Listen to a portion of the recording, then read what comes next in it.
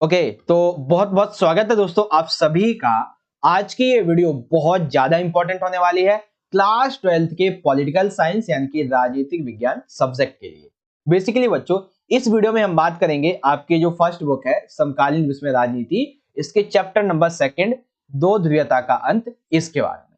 इस वीडियो में हम इस चैप्टर से संबंधित आपके सभी एग्जाम्स, चाहे आपका प्री बोर्ड हो, मिड टर्म हो या फिर बोर्ड का एग्जाम हो, हर एक एग्जाम के पॉइंट ऑफ व्यू से जितने भी मोस्ट इंपॉर्टेंट क्वेश्चन आंसर निकल सकते हैं उनको हम यहाँ पे डिस्कस करेंगे। और ये वो क्वेश्चन है बच्चों जो कि ऑलरेडी आपके प्रीवियस ईयर्स के एग्जाम्स में, चाहे मिड टर्म, प्री बोर्ड या बोर्ड का हो, हर एक एग्जाम में इस चैप्टर से जो क्वेश्चन ज्यादातर पूछे ही पूछे जाते हैं उन सभी क्वेश्चन को इस वीडियो में कंप्लीटली एकदम आसान से आसान लैंग्वेज में आपको यहाँ पे समझाया जाएगा। ठीक है, ये मैं आपको हिंदी में भी समझाऊंगा, इवन जो इंग्लिश मीडियम के बच्चे उनके लिए भी आंसर यहाँ पे प्रोवाइड कर दिए जाएंगे। ठीक है, एक चीज और याद रखें कि इस चैप्टर के वे क्वेश्चन इस वीडियो में हम डिस्कस करेंगे जो कि ज्यादातर आपके एग्जाम में आते ही आते हैं, और साथ ही इसी में मैंने ऐड कर दिए हैं आपके जो न्यू टॉपिक्स इस चैप्टर के ऐड हुए उनके क्वेश्चन भी। ठीक है, तो भाई वीडियो को आप पूरा देख लेना। आने वाले 50 से 55 मिनट के अंदर, यानी कि इस 1 घंटे के अंदर आपके इस चैप्टर से संबंधित इतनी अच्छी तैयारी करवा दूंगा कि आप अपना एग्जाम बहुत अच्छे तरीके से करके आओगे। एक भी क्वेश्चन इस चैप्टर से छूटने ही नहीं दूंगा। ठीक है, बस आपको करना क्या है, आपको वीडियो पूरा का पूरा एंड तक देखना है और एकदम फोकस होके। ओके, चलिए शुरुआत करेंगे बिना देरी करते। तो सबसे पहले मैं आपको थोड़ा सा यहाँ पे इंट्रो दे देता हूं इस चैप्टर के बारे में, आपको थोड़ी सी यहाँ पे बातें बता देता हूं, जैसे कि यूएसएसआर यानी कि सोवियत संघ के बारे में। तो सोवियत संघ को छोटे रूप में हम कहते हैं यूएसएसआर, यानी कि union of Soviet socialist republics. ये इसकी इंग्लिश फॉर्मेशन हो गई, हिंदी में बोलते हैं सोवियत समाजवादी गणतंत्रों का संघ। ठीक है, अब ये जो सोवियत संघ था ये बेसिकली कितने गणराज्यों से मिलकर बना हुआ था बच्चों? 15 गणराज्यों से। ठीक है, सोवियत संघ की स्थापना कब हुई थी भाई? तो भाई सोवियत संघ की जो स्थापना थी वो 30 दिसंबर 1922 को हुई थी, और ये विकसित कब हुआ था आप सभी को पता होगा, 26 दिसंबर 1991 को। देखो आपकी किताब में ना केवल मंथ और ईयर दिया हुआ है, मैंने आपको डेट भी बता दी। ठीक है, जब सोवियत संघ अपने अस्तित्व में था, यानी कि इस विघटन से पहले सोवियत संघ की राजधानी क्या थी बच्चों? मास्को थी। ठीक है, सत्ता कहां पे केंद्र थी? मास्को में केंद्र थी। ठीक है, अब सोवियत संघ के जितने भी गणराज्य थे ये आपस में किस मुद्रा में यहाँ पे व्यापार वगैरह करते थे, लेन देन करते थे? उसका नाम था सोवियत रूबल।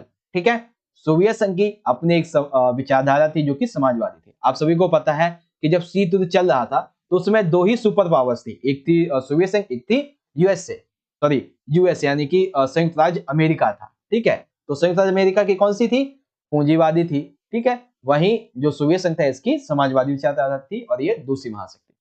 सबसे बड़ा यहाँ पे धर्म कौन सा है भाई? तो सबसे बड़ा धर्म है यहाँ पे ईसाई का। वैसे तो ज्यादातर देखा जाए तो कोई यहाँ पे जो आबादी है वो धर्म को मानती नहीं है, लेकिन बात की जा रही है धर्म की तो हाँ, ईसाई आ जाता है। ठीक है, यहाँ के सबसे पहले राष्ट्रपति, जब ये 30 दिसंबर 1922 को स्थापित हुआ था सोवियत संघ, तो इसमें कौन थे भाई? व्लादिमीर लेनिन, जो कि 1922 से 24 तक रहे, और सबसे अंतिम राष्ट्रपति थे इवान सियालेव, जो कि 1991 तक रहे थे। ठीक है, तो ये आपको थोड़ी थोड़ी बातें समझ में आ गई होंगी सोवियत संघ के बारे में। इसका फुल फॉर्म क्या है, स्थापना कब हुई, विघटन कब हुआ, राजधानी कहाँ पे, मुद्रा कौन सी चलती है, विचारधारा क्या है, धर्म क्या है, प्रथम और जो अंतिम राष्ट्रपति, इन सभी के बारे में। ठीक है, ये तो हिंदी में हो गया। इन्हीं पॉइंट को जो बच्चे इंग्लिश मीडियम के हैं वो इजीली यहां से रीड आउट कर सकते हैं। सोवियत यूनियन की इंट्रोडक्शन के बारे में, यूएसएसआर का फुल फॉर्म क्या है? Union of Soviet socialist Republic. Total 50 republics थे। एस्टेब्लिशमेंट कब हुआ, डिसोल्यूशन कब हुआ, कैपिटल क्या है, करेंसी क्या है, इसकी आइडियोलॉजी क्या थी, ठीक है, लार्जेस्ट रिलीजन क्या है, फर्स्ट एंड जो लास्ट प्रेसिडेंट थे ये कौन थे, तो ये सारी चीजें। देखो ये क्या है, मैं आपको थोड़ा सा ओवरव्यू दे रहा हूं इस चैप्टर का, ठीक है, ताकि आपको समझ में आ जाए हम किसके बारे में यहाँ पे पढ़ने वाले। तो सोवियत संघ के बारे में एकदम सिंपल सा और सबसे पहला क्वेश्चन बनेगा, ये 2 मार्क्स का क्वेश्चन है बच्चों, कि सोवियत प्रणाली की विशेषता बताइए, यानी कि सोवियत संघ में जो उनकी अर्थव्यवस्था की प्रणाली थी इसकी क्या क्या विशेषताएं थी। ठीक है, तो देखिए यहाँ पे आप थोड़ा सा ध्यान देंगे तो आसान तरीके से समझ जाएंगे। पहला था भाई विकास योजनाबद्ध था, यानी कि सोवियत संघ हम सभी को पता है शीत युद्ध के दौरान अमेरिका के बाद में दूसरी सबसे बड़ी महाशक्ति थी और सबसे बड़ी अर्थव्यवस्था भी थी। तो ऐसे में इस अर्थव्यवस्था का जो विकास था वो कैसे किया गया था भाई? एक योजनाबद्ध तरीके से किया गया था, जिसमें राज्य ने इस विकास को अपने नियंत्रण में लिया हुआ। ठीक है, तो याद रखेंगे दूसरा आप याद रखेंगे कि उन्नत घरेलू उपभोक्ता उद्योग था। मतलब क्या है भाई, इसका मतलब ये है कि सोवियत प्रणाली जो थी ये अपने आप क्या करती थी कि एक पिन से लेकर, या फिर ये आप कह सकते हो कि एक सुई से लेकर, यदि कार बनानी है या फिर कोई हवाई जहाज बनाना है, तो ये सारी की सारी चीजों का उत्पादन अपने जितने भी सोवियत संघ के जो गणराज्य थे उसी में करते थे उत्पादन, और उनको कंज्यूम भी खुद ही कर लेते थे। ठीक है। तीसरी विशेषता है इनकी विशाल ऊर्जा संसाधन की। हालांकि देखो यहाँ पे जो सोवियत प्रणाली है, यहाँ पे खनिज जैसे कि तेल, लोहा, इस्पात, ये सभी बहुत ही मात्रा में अच्छे उपलब्ध थे, यानी कि यहाँ पे विशाल ऊर्जा संसाधन थे। परिवहन काफी उन्नत था, जिसकी वजह से क्या होता था कि लोग जो है वो आसानी से कहीं भी आ जा सकते थे और ज्यादा से ज्यादा व्यापार भी आसान तरीके से कर पाते थे। संचार प्रणाली बहुत अच्छी थी। जब संचार प्रणाली अच्छी होगी तो आप सभी को पता है कि एक जगह के जो विचार है वो दूसरी जगह पहुंच पाएंगे, सूचना जो थी वो एक जगह से दूसरी जगह पहुंच पाएगी। ठीक है। अच्छा, एक चीज आपसे ना मैं एक क्वेश्चन यहाँ पे, वैसे तो मैं ही आपको बता देता हूँ, आपने हिंदी में पढ़ा होगा कि जो उल्टा पिरामिड शैली थी ये क्या थी भाई। ठीक है ना, उल्टा पिरामिड शैली तो बेसिकली देखो, जब जो सेकेंड वर्ल्ड वॉर हो रहा था, सेकेंड और फर्स्ट वर्ल्ड वॉर, तो इसी दौरान इस उल्टा पिरामिड शैली का विकास हुआ। क्यों हुआ था भाई? क्योंकि इस समय सभी का ध्यान क्या होता था कि जो समाचार की, ठीक है ना, ये जो हमारा समाचार है इसकी जो मुख्य खबर है बस उसको पढ़ो, हेडलाइन को पढ़ो और बाकी सारी बातों को आप जान जाओ बस, और बाकी नीचे पढ़ने की जरूरत है नहीं। यानी कि जिसमें क्लाइमेक्स जो है वो एकदम शुरू में दे दिया जाए उसको उल्टा पिरामिड शैली बोलते हैं। तो कब विकसित हुई थी? इसी टाइम पीरियड के दौरान में। ठीक है ना। तो संचार प्रणाली काफी अच्छी थी। मैं ये नहीं कहता कि सोवियत संघ से विकसित हुई थी ना, बल्कि ये जब ये युद्ध हो रहा था तो उस समय विकसित हुई थी, इतना याद रखते हैं। ठीक है। एक तरीके से हम ये भी कह सकते हैं कि उन्नत घरेलू उपभोक्ता उद्योग की वजह से, विशाल ऊर्जा संसाधन की वजह से, परिवहन उन्नत की वजह से, संचार प्रणाली उन्नत होने की वजह से हम ये कह सकते हैं कि भाई सोवियत संघ में जो बेरोजगारी थी वो बहुत कम थी, या फिर कह सकते हैं बेरोजगारी थी ही नहीं। ठीक है। साथ ही अगला पॉइंट ये है कि सरकार के द्वारा नागरिकों के लिए एक न्यूनतम जीवन स्तर सुनिश्चित कर दिया था। अब मैं एक चीज आपको समझाता हूँ।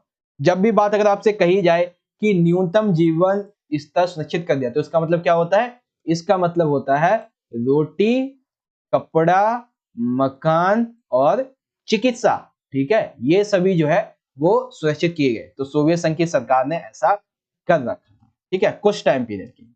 तो आपको समझ में आ गया भाई कि सोवियत प्रणाली की विशेषता क्या है। विकास योजनाबद्ध तरीके से, जिसमें जो राज्य था इसका पूरा पूरा नियंत्रण था। घरेलू उपभोक्ता उद्योग था, विशाल ऊर्जा संसाधन थे, परिवहन काफी उन्नत था, संचार प्रणाली भी काफी अच्छी थी, बेरोजगारी थी ही नहीं, सरकार के द्वारा नागरिकों को सुरक्षा कवच दिया गया था। ठीक। अब इसी क्वेश्चन को आप इजीली इंग्लिश में देख सकते हैं। इंग्लिश ऐसे पूछा जाएगा कि right the features of the Soviet system. तो सोवियत संघ के सिस्टम के संबंध में आप देखेंगे डेवलपमेंट प्लान, ठीक है, advanced domestic consumer industry, waste energy resources, transport was very advanced and due to the communication system it was easy to exchange ideas and information। ठीक है, अनएम्प्लॉयमेंट थी ही नहीं या फिर बहुत ही लेस थी। और बाकी का कि to ensure minimum standard of living for the citizens by the government, ये गवर्नमेंट के द्वारा इंश्योर किया जाता था कि जो मिनिमम स्टैंडर्ड है लिविंग का वो लोगों तक पहुंचता रहे। ठीक है, तो ये कुछ कुछ पॉइंट है इंग्लिश में भी, आप यहाँ से इजीली रीड आउट कर सकते हैं। आगे अब इसी क्वेश्चन में एक छोटा सा और बन जाएगा कि भाई सोवियत प्रणाली सत्तावादी हो गई, इसका क्या मतलब? ठीक है, देखिए सत्तावादी का मतलब क्या होगा कि इसमें सोवियत प्रणाली में अब जो राजनीतिक लोग थे वो भी इसमें शामिल होने लगे। तो हाँ भाई ऐसा ही हुआ। कैसे? कि राजनीतिक प्रणाली की एक धुरी थी जिसका नाम था कम्युनिस्ट पार्टी। ठीक है, याद रखिएगा कि सोवियत संघ के, ठीक है ना, सोवियत संघ के विघटन में इस पार्टी का बहुत बड़ा हाथ था। ठीक है, जिसने तकरीबन सोवियत संघ पे 70 साल तक राज किया था। ठीक है, आप सभी को पता है कि सोवियत संघ 1992 में बन चुका था, सॉरी 92 नहीं 22 है। ठीक है, 1922 में बन चुका था और लगभग 1991 में गया। तो इस टाइम पीरियड तक लगभग 70 साल तो किसने राज किया? केवल एक ही पार्टी ने, कम्युनिस्ट पार्टी। तो हम ये कह सकते हैं कि राजनीतिक जो धुरी थी वो कौन थी? कम्युनिस्ट पार्टी थी। ठीक है, अब ये जो पार्टी थी इसने भाई कसम खा रखी थी कि मैं जनता को जवाब दूंगा ही नहीं। जनता कुछ भी बोलते थे, सरकार के खिलाफ कुछ भी करती रहे, मैं उनको जवाब ही नहीं देने वाला। ठीक है, और साथ ही ये भी कि भाई हम अपने लोगों को, हम अपने सोवियत संघ के जो नागरिक हैं इनको ना तो लोकतंत्र की आजादी देंगे ना ही तो अभिव्यक्ति की आजादी देंगे, हम इनसे सरकार के विरोध करने का जो अधिकार है वही छीन लेंगे। ठीक है, तो सोवियत प्रणाली धीरे धीरे करके कैसे होती चली गई? ये जो नेता थी उनके हाथों में चली गई। ठीक है, लोग जो थे अब जब उन्हें अभिव्यक्ति का अधिकार नहीं दिया गया कि वो सरकार का विरोध नहीं कर सकते, तो वो कैसे करेंगे? चुटकुलों के माध्यम से, कहानियों के माध्यम से, कार्टून के माध्यम से अपने गुस्से को, क्रोध को ये दिखाया करते। ठीक है, साथ ही अब देखो टोटल कितने गणराज्य थे भाई? 15 गणराज्य थे। लेकिन इन 15 गणराज्यों में से सोवियत संघ में सबसे ज्यादा किसकी चलती थी? हम सभी को पता है रूस की चलती थी। ठीक है, और बाकी के जो गणराज्य थे इनकी इच्छाओं का ख्याल नहीं किया जाता था। ठीक है, अन्य क्षेत्र जो थे अपने आप को उपेक्षित या फिर दमित महसूस करते थे, कहते थे कि भाई हम इन्हीं के सदस्य हैं, लेकिन फिर भी हमारी बातों की सुनते नहीं, कभी भी कोई फैसला ले लेते हैं, हमसे पूछते भी नहीं है। तो यही चीज थी कि भाई धीरे धीरे करके जो सोवियत प्रणाली थी वो कैसी होती चलेगी भैया? सत्तावादी होती चली। ठीक, अब ये क्वेश्चन इंग्लिश में इस तरीके से आएगा कि explain why the Soviet system become authorization. तो किस तरीके से ये बिकम हुआ, वो सारी चीजें आप यहां से रीड आउट कर सकते हैं। ये सारे के सारे आपके यहाँ पे पॉइंट हो जाएंगे। ठीक है बच्चों। अच्छा, एक 2 मार्क्स का सिंपल सा क्वेश्चन और आ जाएगा कि भाई बर्लिन की दीवार का वर्णन करो। ठीक है, 2 मार्क्स का एक सिंपल सा क्वेश्चन है, यहाँ पे मैं आपको समझा देता हूँ। बर्लिन की दीवार का वर्णन। तो देखिए बर्लिन की जो दीवार थी ये बेसिकली पूंजीवादी दुनिया और साम्यवादी दुनिया, यानी कि एक तो जो अमेरिका, ठीक है, पूंजीवादी यानी कि अमेरिका, साम्यवादी यानी कि यूएसएसआर, तो इन दोनों के बीच में ये विभाजन का प्रतीक थी। ठीक है, और ये दीवार कब बनी थी भैया? 1961 में बनी थी, जो कि बर्लिन को 2 पार्ट में डिवाइड कर देती थी। ठीक है, एक तो वेस्ट, ठीक है, और एक ईस्ट यानी कि पूर्वी और पश्चिमी बर्लिन में से डिवाइड कर देती थी। जैसे ये लाइन है ना, इधर क्या हो गया? ईस्ट बर्लिन हो गया और इधर वेस्ट बर्लिन हो गया। एक तरफ पूंजीवाद है, एक तरफ साम्यवाद है। तकरीबन ये जो दीवार थी वो 150 किलोमीटर की थी। ठीक है, 150 किलोमीटर लंबी थी, जो कि 28 तक खड़ी रही, यानी कि 9 नवंबर 1989 को जनता के द्वारा इसको तोड़ दिया गया। और जब ये बर्लिन की दीवार टूटी तो इससे ये पता चल गया कि भाई अब जर्मनी का एकीकरण होगा और जो साम्यवादी खेमा है यानी कि जो यूएसएसआर है अब ये समाप्ति की ओर बढ़ने लगा। ठीक है, क्योंकि आप एक चीज देखो कि एक वो दीवार, ठीक है ना, ये जो दीवार थी वेस्ट और ईस्ट यानी कि साम्यवाद और ये पूंजीवाद, ठीक है ना। एग्जाम्पल के लिए ईस्ट वेस्ट का वैसे समझ में नहीं आया क्या था क्या नहीं, बस इतना याद रखो कि एक तरफ था पूंजीवाद, एक तरफ था साम्यवाद। तो इस दीवार ने इसे 2 पार्ट में डिवाइड कर रखा था। अब ये दीवार जो थी वो टूट चुकी थी कब? 9 नवंबर 1989 को। अब हर जगह पूंजीवाद ही फैलने लगा। तो यानी कि अब ये जो था एक तो जर्मनी के एकीकरण को दर्शा रहा है, साथ ही साम्यवादी जो खेमा था वो समाप्त होने लगा, इस बात को भी दर्शा रहा है। ठीक है, आई होप आपको ये सारे के सारे जो पॉइंट्स थे वो इजीली बहुत अच्छे तरीके से यहाँ पे समझ में आ गए। सिंपल सा पॉइंट था। इसी क्वेश्चन को आप इंग्लिश में देख सकते हैं इस तरीके से कि describe the Berlin wall. Berlin wall के संबंध में, बर्लिन की जो वॉल थी इस संबंध में आप ये जो पॉइंट्स हैं वो इजीली यहां से रीड आउट कर सकते हैं। ठीक है, सिंपल सा क्वेश्चन था। अगला क्वेश्चन देखते हैं। अच्छा, अगले क्वेश्चन से पहले यदि आपको वीडियो अच्छा लग रहा हो तो ज्यादा से ज्यादा लाइक करें। ठीक है, आप जितना ज्यादा वीडियो को लाइक करेंगे उतना ज्यादा हमारा और मोटिवेशन बढ़ेगा ऐसी इंपॉर्टेंट वीडियोस बनाने के लिए। बस आपको करना है क्या बच्चों, जितना हो सके वीडियो को लाइक करिए, अपने दोस्तों के साथ शेयर कीजिए और सब्सक्राइब जरूर कर लीजिएगा। यदि आप चैनल पे पहली बार आ गए, कोई डाउट वगैरह होता है तो आप हमें इंस्टाग्राम पे मैसेज भी कर सकते हैं। ठीक है, टेलीग्राम ग्रुप को जरूर ज्वाइन कर लेना, लिंक डिस्क्रिप्शन बॉक्स में प्रोवाइड कर दिया गया। आगे अब जो हमारा क्वेश्चन है काफी ज्यादा इंपॉर्टेंट हो जाता है यहाँ पे, और ये क्वेश्चन आपसे 2 तरीके से पूछा जाएगा। ठीक है, जिसमें से सबसे पहला तरीका ये है, आपसे पूछा जाएगा कि भैया बताओ मिखाइल गोर्बाचेव कौन थे, यह सोवियत संघ में कैसे सुधार करना चाहते थे और क्या मिखाइल गोर्बाचेव सफल हुए। ठीक है ना, 2 क्वेश्चन है बच्चों आपके, कौन कौन से? मिखाइल गोर्बाचेव थे कौन, यह सोवियत संघ में कैसे सुधार करना चाहते थे और क्या मिखाइल गोर्बाचेव सफल हुए। ठीक, अब यही क्वेश्चन अलग तरीके से ऐसे पूछा जाएगा कि भाई बताओ मिखाइल गोर्बाचेव तो समस्याओं का सही निदान कर रहे थे, लेकिन फिर भी उन्हें विरोध का सामना करना पड़ा तथा सोवियत संघ विघटित हो गया, कथन को स्पष्ट करो। ठीक है, तो यहाँ पे आपको क्या करना है भैया, यहाँ पे मिखाइल गोर्बाचेव थे कौन, कैसे सुधार करना चाहते थे, क्या ये सफल हुए, ये तीनों ही प्रश्न आपको, मतलब ये जो 4 प्रश्न है टोटल, इनमें आपको एक ही आंसर लिखना है। ठीक है ना, इसलिए मैं आपको बताता हूं कि आप थोड़ा ध्यान से समझा कीजिए, क्योंकि क्वेश्चन जो आपसे घुमा फिरा के पूछा जा सकता है एग्जाम में, लेकिन मैं आपको समझा देता हूं अच्छी तरीके से, बशर्ते आपको समझ में आना चाहिए। ठीक है, चलिए देखिए मिखाइल गोर्बाचेव थे भाई कौन, तो देखो 1980 के दशक में ये सोवियत संघ की कम्युनिस्ट पार्टी यानी कि सोवियत संघ की जो सीपी पार्टी थी, इस पार्टी के क्या थे भाई, ये महासचिव थे। और कुछ टाइम के लिए ये सोवियत संघ के राष्ट्रपति भी बने रहे। ठीक है ना, तो क्या थे भाई, कम्युनिस्ट पार्टी के महासचिव और सोवियत संघ के राष्ट्रपति भी ये ऑलरेडी रह चुके थे। ठीक है, अब देखो ये ना टोटल 2 तरीके के सुधार करना चाहते हैं। अब वो 2 तरीके के सुधार कौन थे? सबसे पहला यहाँ पे सुधार था बच्चों ग्लासनोस्ट, यानी कि ये खुलापन करना चाहते हैं। इसका मतलब क्या था भाई? तो बेसिकली मिखाइल गोर्बाचेव की ये सोच थी कि हम अपनी अर्थव्यवस्था में थोड़ा ढीलापन देते हैं। अब इससे पहले सोवियत संघ ने भैया कैसी नीति अपना रखी थी?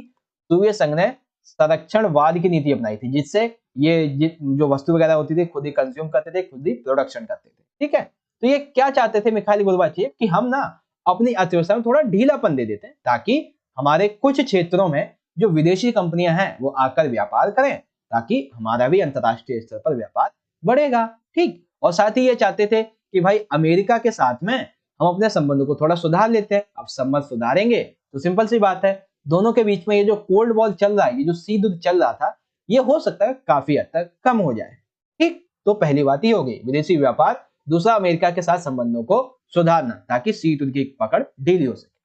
दूसरा ये सुधार करना चाहते थे बच्चों प्रस्तोत्तरिका यानी कि पुनर्रचना। आप सभी को पता है कि अराउंड इनके आने से पहले तकरीबन 60 सालों तक एक ही पार्टी राज कर रही थी, जिनका नाम था सीपी। तो एक दलीय व्यवस्था को ये समाप्त करना चाहते थे, क्योंकि नेताओं के पास में जो विशेष अधिकार थे ये उनका उपयोग कर रहे थे, और इन्होंने नागरिकों को अभिव्यक्ति का अधिकार भी नहीं दिया हुआ था। ठीक है, प्रेस पर इन्होंने सेंसरशिप लगा रखी थी, यानी कि सरकार के खिलाफ कुछ भी छापने से पहले उनसे अनुमति लेनी पड़ती थी। ठीक है, तो ये सारी चीजें थी। लेकिन यहाँ पे एक गजब सा फैक्ट ये आया। पहले तो ये देख लो, ग्लासनोस्ट यानी कि खुलापन, दैट मींस अर्थव्यवस्था में ढीलापन देके विदेशी व्यापार करना, अमेरिका के साथ संबंधों को सुधारना, ताकि शीत युद्ध कम किया जा सके। प्रस्तुतविका एक दलीय व्यवस्था को समाप्त करना है। भाई क्यों? क्योंकि नेता के पास जो विशेष अधिकार थे उसका गलत उपयोग कर रहे थे, नागरिकों को अभिव्यक्ति का अधिकार नहीं दिया था। अब इन सभी ये सुधार जब लागू कर ही रहे थे, जब ये सुधार इनको लागू कर रहे थे, तो भैया इनके सामने बहुत बड़ी चुनौती आई, और उन चुनौती का ये सामना नहीं कर पाए और ये असफल हो गए। हुआ क्या? हुआ ये जो सुधार करना चाहते थे प्रस्तुतिका ग्लासनोस्ट खुलापन यानी कि और एक सेकेंड, हाँ, खुलापन और पुनर्रचना, तो इन सुधारों की वजह से पूर्वी यूरोप के यूसर, देखो यूरोप जो था आप सभी को पता है, यूरोप बेसिकली कई पार्ट में डिवाइड था। ठीक है, तो उस समय यूरोप का ये जो पूर्वी हिस्सा था, ठीक है ना, ये जो ईस्ट हिस्सा था, इस ईस्ट हिस्से के वे देश जो किसमें शामिल थे भैया? यूएसएसआर में। तो यूएसएसआर में पूर्वी यूरोप के जो देश शामिल थे, उन्होंने भैया किसका? मिखाइल गोर्बाचेव का विरोध करना शुरू कर दिया। मिखाइल गोर्बाचेव का विरोध किया इन देशों ने, साथ ही कम्युनिस्ट पार्टी जो थी इसने भी विरोध करना शुरू कर दिया। लेकिन जब देखो, एक तो देश भी विरोध कर रहे हैं, ठीक है, पार्टी भी विरोध कर रही है। अब ऐसे में जब इन्होंने सुधार को लागू किया, तो लोगों की आकांक्षाओं अपेक्षाओं का ज्वार उमड़ा। कैसा मतलब हुआ? मतलब ये हुआ भाई कि उस समय जैसे इन्होंने लागू किया, तो लोगों को ये लगा कि भाई मिखाइल गोर्बाचेव, कुछ को ये लगा कि मिखाइल गोर्बाचेव जो थे, इन्होंने तेज गति से कदम इन्हें और ज्यादा उठाने चाहिए। ठीक है, यानी कि मिखाइल गोर्बाचेव ने जब अपने सुधारों को लागू किया, तो लोगों ने कहा देखो आप लागू तो कर रहे हो, लेकिन आप थोड़ा जल्दी से लागू करो। और दूसरी सोच ये थी, दूसरे लोग ये कहते थे कि भाई जनता का एक तबका तथा पार्टी के सदस्य ये कहते थे कि हमारी सत्ता और जो विशेष अधिकार थे ये खत्म हो रहे हैं, और गोर्बाचेव बहुत जल्दबाजी दिखा रहे हैं। ठीक है, शायद मुझे लगता है कि आप नहीं समझे इस बात को। देखो हुआ क्या कि गोर्बाचेव जो थे वो अपने सुधार को लागू कर रहे थे। ठीक है, तो जब इन्होंने लागू किया, तो लोगों के सामने बहुत सारे ऑप्शंस आए, कुछ लोगों को इससे कठिनाई हुई। तो यहाँ पे दो सोच सामने आई। पहली ये कि लोगों का मानना था गोर्बाचेव को थोड़ा तेज गति से कदम उठाने चाहिए। दूसरी सोच ये थी जनता की और पार्टी के सदस्यों की कि भाई जनता के और कुछ अहम सदस्य जिनको विशेष अधिकार मिले थे वो खत्म हो रहे हैं। ठीक है, और मिखाइल गोर्बाचेव जल्दबाजी दिखा रहे हैं। ठीक है, अब इस विवाद के कारण गोर्बाचेव का समर्थन हर तरफ से बढ़ता जा रहा था, कट रहा था, और जनमत आपस में बट गया, और धीरे धीरे करके पूर्वी यूरोप के यूएसएसआर वाले खेमे के देश ने, कम्युनिस्ट पार्टी ने इनका विरोध करना शुरू कर दिया, और फिर ये अपने पद से हटने के लिए मजबूर हो गए। तो एक तरीके से हम कह सकते हैं मिखाइल गोर्बाचेव जिन सुधारों को लागू करना चाहते थे वो उसमें सफल हुए नहीं हुए, उसमें सफल ये नहीं हुए। ठीक है, तो कौन से सुधार करना चाहते थे भाई? ग्लासनोस्ट, मैं हटा देता हूं, हाँ, पहला ग्लासनोस्ट, दूसरा पेरेस्ट्रोइका। ये सफल हुए तो नहीं हुए। अब इन्हीं को आप इंग्लिश में देख सकते हैं कि इसको मैं पढ़ता हूँ एक बार इंग्लिश में पूरा का पूरा, ताकि आप समझ जाएं कि who was Mikhail Gorbachev, how did it want to reform the Soviet Union, where they were they successful. या फिर इस तरीके से explain the statement, Mikhail Gorbachev was correctly diagnosing the problems but still he faced opposition and the Soviet Union disintegrated।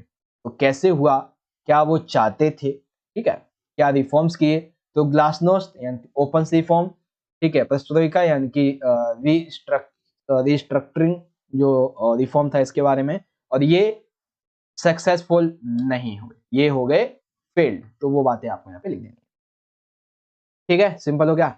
अब अगला question देखते हैं। अगला क्वेश्चन दिया हुआ है बच्चों हमारा कि सोवियत संघ के विघटन के कारण बताइए। भाई सोवियत संघ के विघटन के कारण, ये एक ऐसा क्वेश्चन है 6 मार्क्स का जो कि हर बार पूछा जाता है। एक तो कारण और एक इसके परिणाम, हर बार ये पूछे जाते हैं, याद रखें इस बात को, ठीक है। तो देखो, हम सभी को पता है कि सोवियत संघ जो कि कभी ना कभी विश्व की दूसरी सबसे बड़ी महाशक्ति होता था, लेकिन इसका जो विघटन था वो एक लंबे चरण से गुजरा था, जिसके कई कारण थे। अब इस संबंध में सबसे पहला कारण है एक दलीय व्यवस्था का अत्याचार, यानी कि यहाँ पे हम बात करेंगे सीपी यानी कि कम्युनिस्ट पार्टी की। तो इसका मतलब यहाँ पे ये हुआ भाई कि लगभग 70 सालों तक इस पार्टी यानी कि कम्युनिस्ट पार्टी ने शासन किया, जो कि जनता के प्रति जवाबदेह नहीं थे। जनता कुछ भी जवाब मांगे ये नहीं देते, ठीक है। नेताओं के द्वारा विशेष अधिकारों का गलत उपयोग किया गया, क्योंकि देखो नेता थे तो भाई विशेष अधिकार मिले हुए थे, लेकिन इन नेताओं ने अपने अधिकारों का गलत उपयोग किया, जिससे कि सोवियत संघ में तेजी से भ्रष्टाचार बढ़ता जा रहा था। और ये नेता जो थे वो अपने बाजार को खोलना नहीं चाहते थे। क्यों नहीं चाहते थे भाई? क्योंकि अगर विदेशी कंपनियां आई तो वो इनकी जगह ले लेंगी, ठीक है। नागरिक नेताओं से बहुत ज्यादा नाराज हो रहे थे, साथ ही सरकार के खिलाफ विरोध प्रदर्शन होने लगे थे, ठीक। तो ये चीजें थी किसके बारे में? एक दलीय व्यवस्था के अत्याचार के बारे में, ठीक है। कैसा था भाई?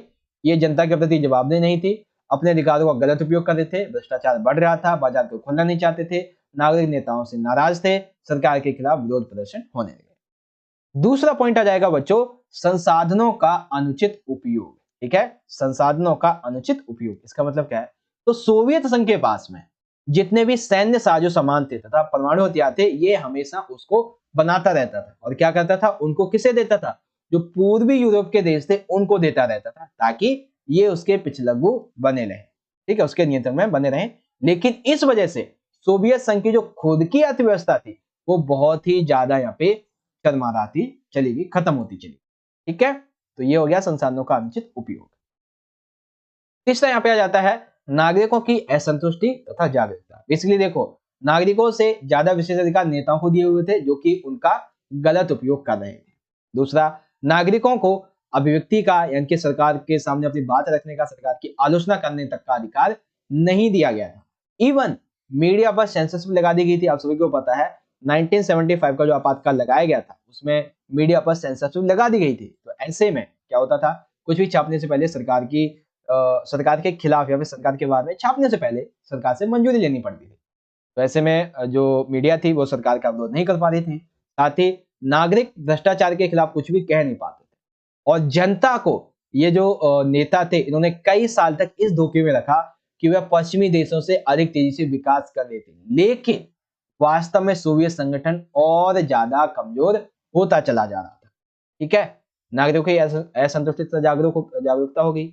सबसे आखिरी क्वेश्चन है, और ये क्वेश्चन आपसे मतलब पॉइंट जो है ये आपसे अलग से 4 मार्क्स से पूछा जा सकता है कि सोवियत संघ के विघटन का तात्कालिक कारण क्या था, समझा। तो तात्कालिक कारण था बेसिकली राष्ट्रवादी भावना और संप्रभुता का उभार। का मतलब बेसिकली देखो, जब 1991 में तख्ता पलट हुआ, ठीक है, 1991 में क्या हुआ? सोवियत संघ में तख्ता पलट हुआ शासन का, तो जनता को स्वतंत्रता का महत्व पता चल गया, लोगों को यह पता चल गया कि अब हमें भी स्वतंत्र होना चाहिए। फिर यहाँ पे एक व्यक्ति निकलकर सामने आया जिनका नाम था येल्तसेन। तो येल्तसेन ने सोवियत संघ के इस तख्ता पलट का विरोध किया, ठीक है। इन्होंने कहा कि भाई जो सत्ता है ना, आप सभी को पता है सोवियत संघ कितने गणराज्यों से मिलकर बना था? 15। अब इसमें से जो सत्ता चलती थी वो कहां से चलती थी भाई? मास्को से चलती थी, ठीक है। तो यहाँ पे येल्तसेन ने 1991 में, जो कि रूसी नेता थे, तो इन्होंने कहा कि भाई मॉस्को से जो फैसले लिए जाते हैं मैं उसका विरोध करता हूं। और साथ ही गणराज्यों की तरफ खिसकने, फिर क्या हुआ कि जब इन्होंने विरोध करना शुरू किया तो सत्ता जो थी वो मॉस्को से हटकर कहां जाने लगी, 15 जो गणराज्य थे धीरे धीरे करके इनकी तरफ आने लगी। लोग अपने फैसले खुद लेने शुरू कर दिए, कंट्रीज ने, ठीक, गणराज्यों ने अपने फैसले खुद लेना शुरू कर दिए। लेकिन अभी भी कुछ ऐसे देश है जैसे कि मध्य एशिया वगैरह के देश, ये इसमें भी रहना चाहते हैं। रूस और बाल्टिक गणराज्य, जिसमें Estonia, Latvia, Lithuania, Ukraine, Georgia, ऐसे जो गणराज्य थे ये सभी उभार में शामिल हुए। और धीरे धीरे करके फिर 1991 के दिसंबर में, कब, 26 दिसंबर 1991 को येल्तसिन के नेतृत्व में सोवियत संघ के तीन बड़े गणराज्य रूस, यूक्रेन और बेलारूस, इन्होंने सोवियत संघ की समाप्ति कर दी। और आपको आगे चल के ये बताऊंगा कि इन्होंने ही मिलकर CIS की स्थापना भी की थी। CIS के बारे में आगे क्वेश्चन आएगा, जैसे समझाऊंगा आपको, ठीक है। आई होप आप समझ गए होंगे भाई अच्छे तरीके से सोवियत संघ के विघटन के कारण। अब देखो विघटन के संबंध में 6 मार्क्स का क्वेश्चन आ जाए तो आपको जितना मैंने बताया है इसमें से आप 70% भी लिख दोगे ना, अच्छे अच्छे मार्क्स मिल जाएंगे आपको पूरे के पूरे, ठीक है। चलिए अब इन्हीं क्वेश्चन को इंग्लिश में देखते हैं। तो इंग्लिश में इस तरीके से बनेगा कि right the reasons for the disintegration of the Soviet union. सबसे पहले tyranny of the one party system and miss appropriation of resources. तो पहले सत्यवादी के बारे में ये, और रिसोर्सेस का अनयूज यहाँ पे आ जाएगा। उसके बाद में है discontent and awareness of citizens, तो उस संबंध में आप ये 4 पॉइंट लिख देंगे। सबसे आखिरी आ जाएगा बच्चों आपका यहाँ पे कि immediate cause rise of nationalist feelings and sovereignty. इस संबंध में आप ये सभी के सभी पॉइंट यहाँ से रीड आउट कर सकते हैं। ओके, तकरीबन 7 मिनट लगे हैं, बट आई होप कि आपको अच्छे समझ में आए।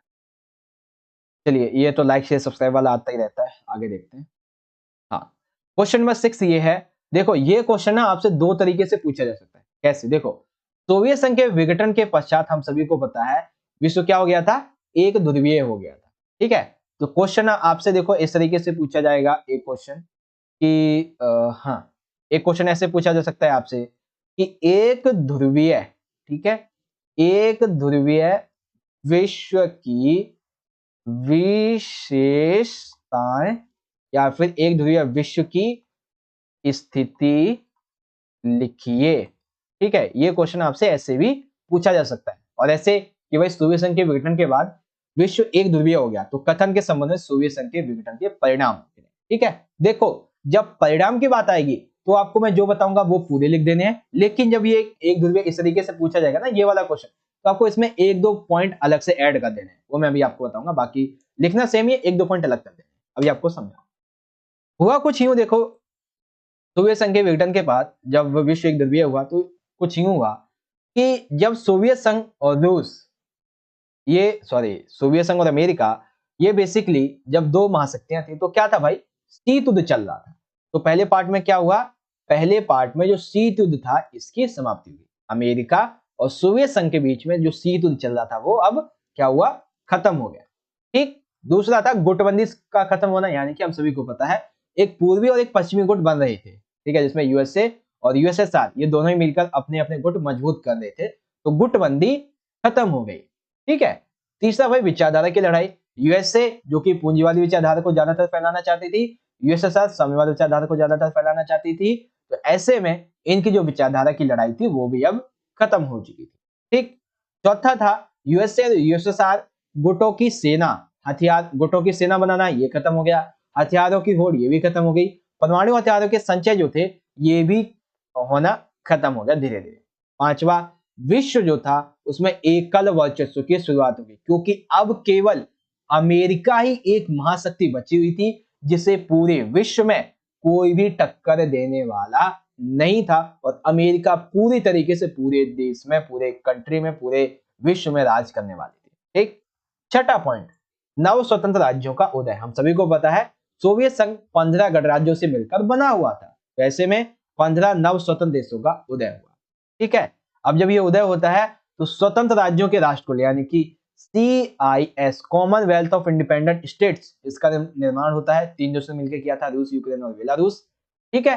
फिर यहाँ पे आ जाता है आपका 8वां पॉइंट कि रूस को सोवियत संघ का उत्तराधिकारी बनाया गया और रूस को वे सभी अधिकार दिए गए बच्चों जो सोवियत संघ के पास थे, जैसे कि परमाणु हथियार, सुरक्षा परिषद की स्थायी सदस्यता, वो सभी रूस को भी यहाँ पे मिलने लगी। ठीक है, अब देखो जब बताएगी ना एक ध्रुवीय विश्व की, तो आप ये सभी पॉइंट तो लिखेंगे ही। अब इसमें आपको एक दो और ऐड कर देने, जैसे कि आपको ऐड कर देना है कि पूरे विश्व में केवल और केवल अमेरिका जो था, अब ये जितने भी बड़े बड़े विश्व व्यापारिक संगठन थे, उन सभी को क्या करने वाला था, ये एक तरीके से प्रभावित करता। ठीक है, प्रभावित करने वाला था। साथ ही इसने अपना आतंकवाद, या फिर आप ये कह सकते हैं कि इसने, अमेरिका ने वर्चस्व शुरू कर दिया था। आप सभी को पता है कि जो प्रथम खाड़ी युद्ध हुआ था, first world war, gulf war, तो ये इसी का परिणाम था, एक ध्रुवीय विश्व का ही परिणाम था। 1990 अगस्त 90 के दशक में बात हो रही है, तो ये इसी का परिणाम था।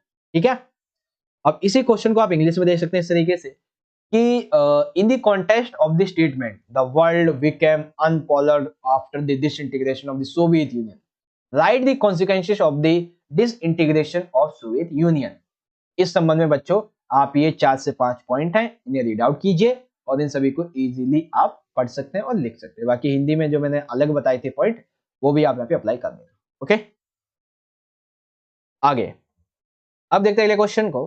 तो अब यहाँ पे आ जाता है हमारा क्वेश्चन नंबर 7। 7 क्वेश्चन को देखो, बेसिकली इसे भी दो पार्ट में डिवाइड किया जा सकता है।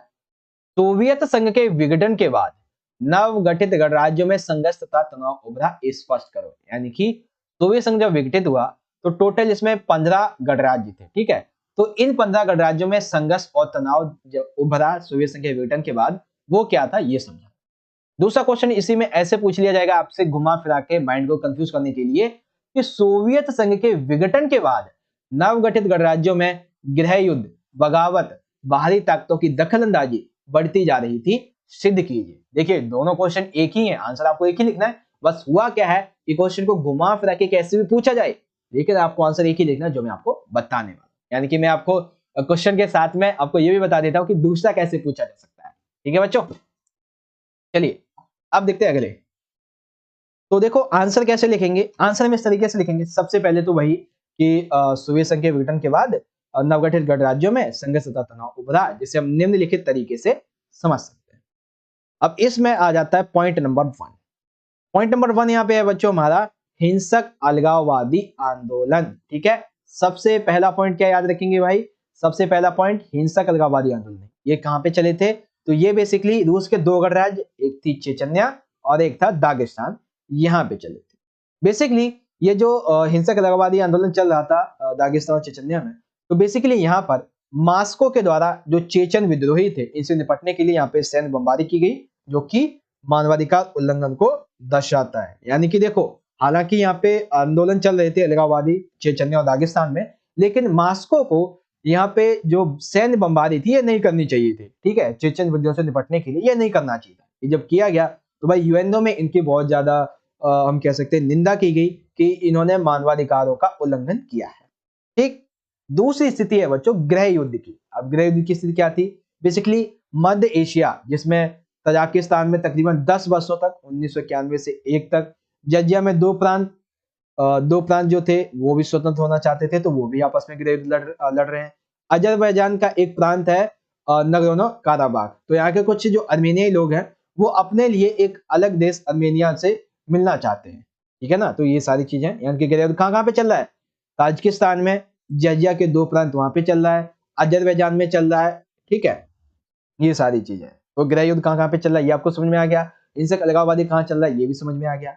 2 पॉइंट अभी और यहाँ पे रहते हैं। अगला पॉइंट है गहन संघर्ष के बारे में। ठीक है, तीसरा पॉइंट हमारा क्या आ गया बच्चों, तीसरा आ गया गहन संघर्ष के बारे में। बेसिकली आप सभी को पता है कि 1991 में जब सोवियत संघ का विघटन हुआ, तो इसके बाद में जो यूगोस्लाविया था वो कई प्रांतों में टूट गया, जिसमें बोस्निया, हर्जेगोविना, स्लोवेनिया, क्रोएशिया, ये सभी शामिल थे, और इन्होंने अपने आप को एक स्वतंत्र देश घोषित कर दिया। तो ऐसे में यहाँ पे क्या हुआ भाई, नाटो ने अपनी हस्तक्षेप यहाँ पे करना शुरू कर दिया, और धीरे धीरे करके यूगोस्लाविया पे इन्होंने बमबारी की, और यहाँ पर ये जो गहन संघर्ष था ये जातीय संघर्ष के रूप में बदल गया, एक तरीके से गृह युद्ध रूप में बदल गया था। ठीक है, चौथा आ जाता है भाई प्राकृतिक संसाधन। कैसा संसाधन भाई, देखो जब सोवियत संघ विघटित हुआ तो उस समय मध्य एशिया के कई गणराज्य थे जिसमें हाइड्रोकार्बनिक यानी कि पेट्रोलियम संसाधन बहुत ज्यादा थे। तो ऐसे में आर्थिक लाभ के साथ साथ यहाँ पर बाहरी ताकतें, बाहरी कंपनियां वो अपना ज्यादातर ऐसे क्षेत्रों में जहाँ पे प्राकृतिक संसाधन देखने को मिल जाए वहां पे अपना दबदबा कायम करना चाहते थे। क्योंकि एक चीज देखो, पूरे देश को पेट्रोल की जरूरत पड़ती है, ठीक है। उस यदि उस पेट्रोल पर आपका कब्जा है, ठीक है, उस पेट्रोल पर आपका कब्जा है, तो आप उस पेट्रोल को 100 रुपए लीटर की जगह 1000 रुपए लीटर भी बेचोगे ना, तो भी दुनिया आपसे लेने के लिए मजबूर होगी, क्योंकि वो प्राकृतिक संसाधन केवल और केवल आपके पास है, ठीक है। इसीलिए ऐसा कहा जाता है कि ऐसे कई क्षेत्र जो रूस, चाइना, अफगानिस्तान से सटे हुए हैं, ठीक है, जिसकी वजह से ये यहाँ पे ऐसे जो क्षेत्र है पेट्रोलियम अनादर उसको यहाँ पे शामिल करने की बात की जाती है। इसीलिए 11 सितंबर 2001 की घटना के बाद अमेरिका इस क्षेत्र में सैनिक ठिकाना बनाना चाहता था जहाँ पे ये प्राकृतिक संसाधन वगैरह देखे। क्या ओके, तो ये सारी बातें थी। वेल, एनर्जी यहाँ पे मेरी डाउन होती जा रही है क्योंकि आज मैंने आप देखोगे तो 2 वीडियो ऑलरेडी आपकी 1-1 घंटे की बनाई है, ठीक है, और अभी एक वीडियो आपकी ये भी 1 घंटे की बनेगी, तो लगातार 3.5 से 4 घंटे बोलना काफी डिफिकल्ट बात काम हो जाता है। बाकी फिर भी मैं आपको समझा ही रहा हूँ अच्छे तरीके से, एंड आई होप आप समझे भी होंगे। पहला पॉइंट आप याद रखेंगे, हिंसक अलगाववादी आंदोलन के बारे में, रूस और चेचन्या और दागिस्तान इसके बारे में। जब गृह युद्ध की बात आएगी दूसरे पॉइंट की, तो तजाकिस्तान, जर्जिया और अजरबैजान याद रखेंगे। और जब बात आएगी गृह युद्ध की, तो यूगोस्लाविया के कई प्रांत जब टूटे, नाटो का हस्तक्षेप, ये बात आ जाएगी। प्राकृतिक संसाधन के बारे में ये पॉइंट है। अब यही क्वेश्चन आपसे इंग्लिश में इस तरीके से पूछे जा सकते हैं कि after the disintegration of the Soviet Union, conflict and tensions emerged in the newly formed republics, explain. इसी को घुमा फिरा के पूछा जाएगा कि after the disintegration of the Soviet Union, civil war, insurgency and interference of external forces were increasing in the newly formed republics. तो कैसे करेंगे? सबसे पहले violent separatist movement and civil war दिया जाएगा। देन यहाँ पे जो है इंटेंस कॉन्फ्लिक्ट आ जाएगा एंड नेचुरल और रिसोर्सेस आ जाएंगे, ठीक है, प्राकृतिक संसाधन। ओके, अब यहाँ पे भाई शॉक थेरेपी की हम बात करेंगे। ओके, शॉक थेरेपी क्या थी, इसके परिणाम आपको लिखने हैं। तो शॉक थेरेपी एक बेसिक सा कॉन्सेप्ट है। ये था क्या, तो देखो 1991 के बाद में जब सोवियत संघ विघटित हुआ, ठीक है, तो यहां पर ये जितने भी 15 गणराज्य थे, ठीक है, रूस, मध्य एशिया के गणराज्य और पूर्वी यूरोप के वे देश जो पूंजीवाद की संक्रमण की ओर बढ़े, जिन्होंने खास मॉडल को अपनाया, ठीक है, यानी कि रूस के साथ मध्य एशिया के गणराज्य और पूर्वी यूरोप के जितने भी देश थे, उन सभी देशों ने पूंजीवाद का एक खास मॉडल अपनाया। उसी खास मॉडल को विश्व बैंक और अंतरराष्ट्रीय मुद्रा कोष ने एक नया नाम दिया, इस मॉडल का नाम दिया शॉक थेरेपी, और ये कहा कि शॉक थेरेपी का मतलब है आघात पहुंचाकर उपचार करना। पहले किसी को थप्पड़ दो, थप्पड़ मार दो कस के, उसके बाद उसको ट्रीटमेंट दो, तो यही आती है शॉक थेरेपी, ठीक है। तो इसका मतलब क्या हुआ भाई शॉक थेरेपी का, यहाँ पे मतलब कि सोवियत संघ के विघटन से पहले रूस, मध्य एशिया और पूरी यूरोप के जो देश थे, इन्होंने कैसी अर्थव्यवस्था अपना रखी थी, पहले अपना रखी थी इन्होंने समाजवादी। तो क्या हुआ, इन्हें बहुत ज्यादा आघात पहुंचा, तो इन्होंने पूंजीवादी व्यवस्था को अपनाया, जिसे शॉक थेरेपी कहा गया। तो इसीलिए इसका नाम क्या पड़ गया, आघात पहुंचाकर उपचार करना, ठीक है। अब बात करते हैं शॉक थेरेपी की विशेषताएं थी भाई। देखो विशेषताएं कुछ अलग हैं और इसके जो परिणाम है वो अलग है। परिणाम मैं आपको आगे समझाऊंगा, अभी आप इसकी विशेषताएं समझिए। तो बेसिकली शॉक थेरेपी में होता क्या था, मिल्कियत यानी कि जितने भी कानून नियम वगैरह होंगे, इसका जो कानून नियम नहीं बल्कि जो भूमि वगैरह होती है, इस पर जो स्वामित्व है किसका होगा, निजी रहेगा, यानी कि सभी व्यक्ति अपनी अपनी जमीन खरीद सकते, ठीक है। दूसरा, सामूहिक फार्म को निजी फार्म में बदला गया, यानी कि पहले वे फार्म जो सामूहिक रूप से खेती वगैरह की जाती थी, वो अब पूंजीवाद तरीके से यानी कि निजीवाद तरीके से की जाने लगी और पूंजीवादी खेती शुरू हो गई। ज्यादा से ज्यादा ये कहा गया शॉक थेरेपी के अंतर्गत कि यदि किसी देश को अपना विकास करना है तो भैया ज्यादा से ज्यादा व्यापार करना होगा, और ज्यादा से व्यापार करने के लिए जरूरी था निजी फार्म होना और पूंजीवादी पद्धति से खेती करना, ठीक है। जब पूंजीवादी व्यवस्था को अपनाया गया तो देशों ने, जो भी रूस हो गया, मध्य एशिया, पूर्वी यूरोप के देश थे, इन्होंने वित्तीय खुलापन देखा, मुद्रा की आपस में परिवर्तनता आई, मुक्त व्यापार बढ़ा, तो इससे ये देश बहुत तेजी से मजबूत होते चले गए। लेकिन आपने वो कहावत सुनी होगी ना कि वो पतंग जो तेजी से ऊपर जाते हैं ना, वही तेजी से एक बार नीचे को उसी किसी गली या नुक्कड़ में कूड़े के ढेर में पाई जाती है। तो हुआ कुछ यही कि शॉक थेरेपी को इन देशों ने इतनी तेजी से जो अपनाया और जो उनका विकास हुआ, ये इन पर पड़ गया भारी। कैसे भाई? भारी ऐसे पड़ गया कि यहाँ पे आगे इसके परिणाम यानी कि इसके नकारात्मकता, कुछ गलत परिणाम देखेंगे। ठीक, तो इसके परिणाम के संबंध में पहले हम आर्थिक की बात करेंगे, फिर इसके सामाजिक की बात। तो पहला आ जाता है भैया गराज सेल।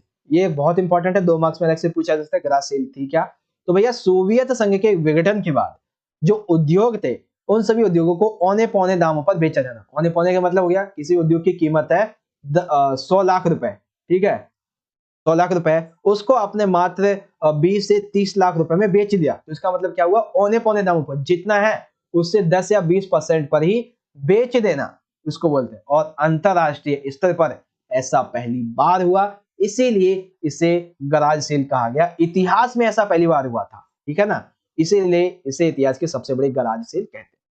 उसके बाद है विदेशी कर्जा। बेसिकली देखो, गराज सेल हुई तो इन देशों की क्या हुआ? अर्थव्यवस्था पिछड़ने लगी, अर्थव्यवस्था कमजोर होने लगी, तो इन्होंने आर्थिक विकास के लिए विदेशी कर्जा लेना शुरू कर दिया। अब जब विदेशी कर्जा लिया तो सिंपल सी बात है भाई कि इनकी जो जीडीपी थी उसमें बहुत ज्यादा गिरावट देखने को मिली। आप सभी को पता है शॉक थेरेपी में सामूहिक कृषि से निजी कृषि की शुरुआत की गई। तो निजी कृषि की जब शुरुआत हुई तो वे लोग जिनके पास में भूमि थी ही नहीं, जो सामूहिक कृषि करते थे, उनके बीच में असमानता उत्पन्न हो गई। यानी कि एक वर्ग वो हो गया जो डेली का 100 रुपए कमाता है, एक वर्ग वो हो गया जिसे मतलब एक वर्ग जो डेली का 1000 रुपए मुनाफा कर लेता है, एक वर्ग वो है जिसे एक टाइम का जो खाना है वो भी नहीं मिल पाता। ये किस वजह से हुआ? इस शॉक थेरेपी में ये जो निजी कृषि अपनाई गई, इसकी वजह से। अब हम बात करेंगे शॉक थेरेपी के सामाजिक परिणाम। तो सामाजिक परिणाम ये थे भाई कि धनी जो थे वो और धनी होते चले गए, निर्धन जो लोग थे वो और निर्धन होते चले गए। यानी कि बहुत ही गहरी असमानता यहाँ पे बढ़ने लगी। जो लोग पढ़े लिखे थे वे इन अत्याचारों को नहीं सह पाए, कुछ वहां से चले गए, और कुछ ने शॉक थेरेपी अपनाने वालों के खिलाफ में कुछ आवाज वगैरह उठाई, तो उनको वहां पे मार दिया। फिर हुआ यहाँ पे माफिया वर्ग का उदय। बेसिकली समाज में माफिया वर्ग एक ऐसा वर्ग था जो कि गरीबों के घर छीन लेते थे, उनका शोषण करते थे, उनका अधिकार, सामान, सट्टा सब कुछ छीन लिया करते थे। ठीक है, तो समझ में आ गया भाई कि शॉक थेरेपी बेसिकली होती क्या है। ठीक है, शॉक थेरेपी की यहाँ पे जो विशेषता है वो क्या क्या है, शॉक थेरेपी के आर्थिक परिणाम क्या है, और शॉक थेरेपी के जो सामाजिक परिणाम है वो क्या क्या है। इन्हीं क्वेश्चन को आप इजीली इंग्लिश में देख सकते हैं कि what is the shock therapy and right it's results. तो शॉक थेरेपी पहले होती क्या है, फिर इसके आप समझ लीजिए शॉक थेरेपी के यहाँ पे फीचर्स क्या होते हैं। ठीक है, और फीचर्स को समझने के बाद में फिर आप समझेंगे शॉक थेरेपी के जो इकोनॉमिक कॉन्सिक्वेंसेस है वो क्या थे। ठीक है, पहले आप इकोनॉमिक समझेंगे, इकोनॉमिक के संबंध में गराज सेल, फॉरेन लोन, जो फेल इन जीडीपी, ये सारी चीजें आ जाएंगी। फिर सोशल कॉन्सिक्वेंसेस और क्या थे शॉक थेरेपी के, तो संबंध में आप ये 3 पॉइंट लिख लेंगे। ठीक है बच्चों, समझ गए? चलिए आगे देखते हैं अगला क्वेश्चन क्या है। ओके, तो अब हमारा आ जाता है क्वेश्चन नंबर 9। आपको देखिए क्या क्वेश्चन पूछा गया है कि सिद्ध कीजिए भारत तथा सोवियत संघ एवं सोवियत संघ के उत्तराधिकारी के साथ अच्छे संबंध थे। देखो ध्यान से समझिए, 2 क्वेश्चन है यहाँ पे। एक क्वेश्चन ये है कि भारत तथा सोवियत संघ के जो संबंध थे ये आपको समझाने हैं, और सोवियत संघ का जो उत्तराधिकारी था रूस, इसके साथ में भारत के कैसे संबंध थे ये आपको समझाने। ठीक है, और ये दोनों ही क्वेश्चन आपसे 4-4 मार्क्स में पूछे जा सकते हैं और 6-6 मार्क्स में अलग से भी पूछे जा सकते हैं, भारत रूस और भारत सोवियत संघ के संबंध के बारे में। ठीक है, चलिए शुरुआत करेंगे आंसर की। तो सबसे पहला पॉइंट आएगा बच्चों सांस्कृतिक का। अब जो सांस्कृतिक वाला आपका पॉइंट है ना, इसे आप रूस वाले में भी लिखेंगे, आगे मैं आपको बताऊंगा।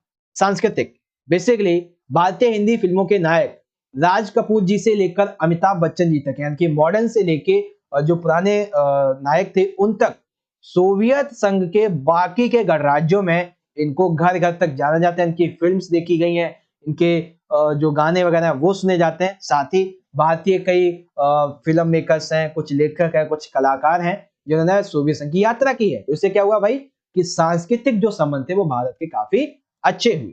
ठीक, उसके बाद में देखो भारत ने सोवियत संघ की जो विदेश नीति थी हमेशा इसका समर्थन किया, लेकिन कैसे? अप्रत्यक्ष तरीके से। क्योंकि यदि भारत प्रत्यक्ष तरीके से दिखा के समर्थन करता तो भैया यूएसए से जो मदद भारत को मिल रही थी ना शीत युद्ध के दौरान, वो मिलती ही नहीं, क्योंकि यूएसए समझ जाता ये तो मेरे कॉम्पिटिटर के साथ में है, तो ऐसा वो करता ही नहीं। ठीक, तो इसीलिए अप्रत्यक्ष तरीके से।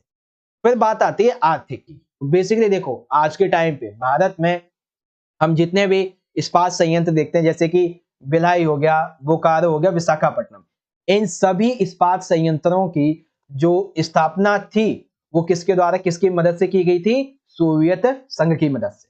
साथ ही सोवियत संघ ने भारत को हैवी इलेक्ट्रिकल्स, मशीनरी, संयंत्र ये सभी प्रोवाइड किए थे, ये चीजें थी। उसके बाद में आ जाता है व्यापार। तो भारत में हम सभी को पता है कि 1967 के आसपास में हरित क्रांति आई, उससे पहले अकाल पड़ा था। तो ऐसे में जब भारत में विदेशी मुद्रा की कमी हुई थी, ठीक है, 1962 के अकाल के आसपास, तो उस समय विदेशी मुद्रा की कमी में सोवियत संघ ने भारतीय जो रुपया था, भारतीय जो रुपए थे, उसके साथ में व्यापार किया था। ठीक है, कोई कंट्री यदि आपकी करेंसी में ही आपके साथ में व्यापार कर रही है तो भाई ये एक बहुत बड़ी बात है। ठीक है ना। उसके बाद अगला लिख देंगे हम यहाँ पे अंतरिक्ष के मामले में। तो बेसिकली सोवियत संघ की मदद से ही भारत ने 1969 में इसरो की स्थापना कर पाई, इंडियन स्पेस रिसर्च ऑर्गेनाइजेशन। ठीक है, अगर आपसे पूछा जाएगा कि इसरो की स्थापना कब हुई तो 1969 में। फुल फॉर्म क्या है? Indian Space Research Organisation. किसकी सहायता से की गई? सोवियत संघ की सहायता से।